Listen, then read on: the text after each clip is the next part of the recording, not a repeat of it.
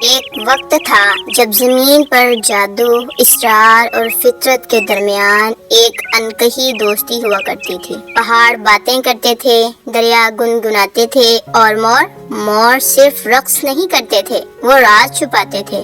ایک ایسی سلطنت جہاں سب کچھ خوبصورت تھا، لیکن ایک سایہ اس سلطنت کے کنارے چھپا تھا جسے لوگ موروں کا جنگل کہتے تھے۔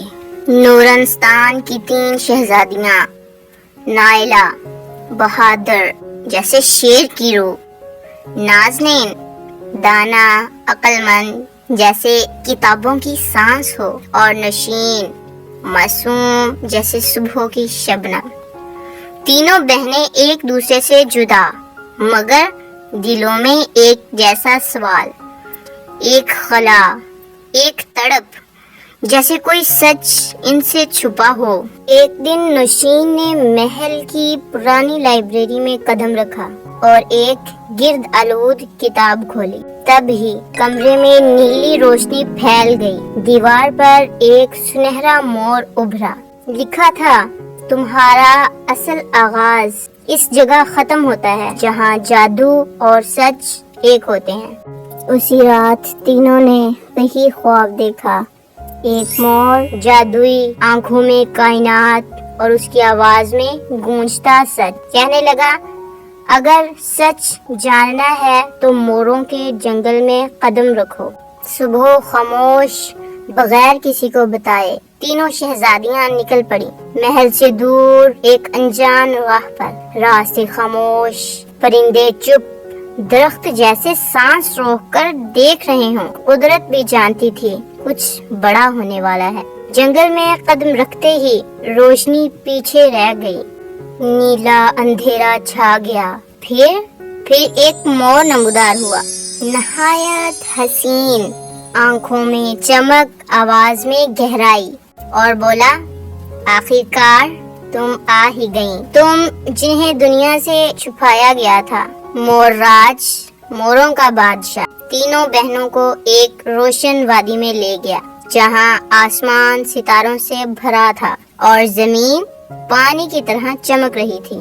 وہ بولا، تم پریوں کی نسل سے ہو، تمہاری ماں پریوں کی ملکہ تھی، تمہیں بچانے کے لیے موروں نے تمہیں نورستان بھیجا۔ وقت آنے تک اچانک آسمان پر دھواں چھا گیا، گھپ اندھیرا ہو گیا اور کہکہا لگا۔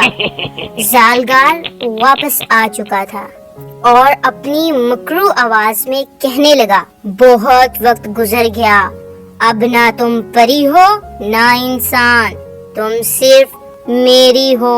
مور راج نے شہزادیوں کو ان کی طاقتیں واپس دیں، نائلہ کو آگ، نازنین کو ہوا، نشین کو پانی اور شفا۔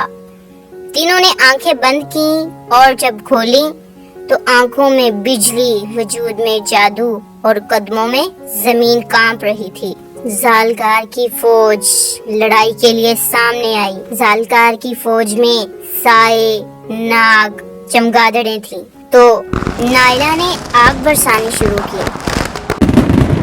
نازنین نے آندھیاں اٹھائیں، نشین نے پانی کے طوفان بہا دیے۔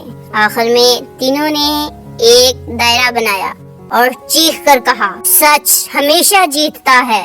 ایک زوردار دھماکہ ہوا اور زالگار فنا ہو گیا۔ تو آخرکار نورستان جیت گیا۔ جیتنے کے بعد نورستان میں جشن تھا۔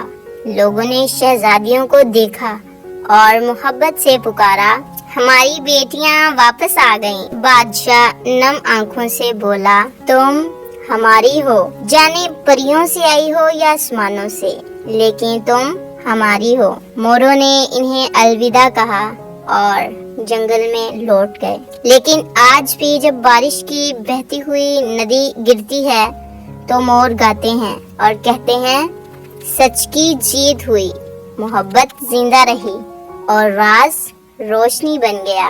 یہ صرف ایک کہانی نہیں ہے، یہ ایک یاد دہانی ہے کہ کبھی کچھ خواب، کچھ جنگیں اور کچھ راز بس دل سے سمجھے جاتے ہیں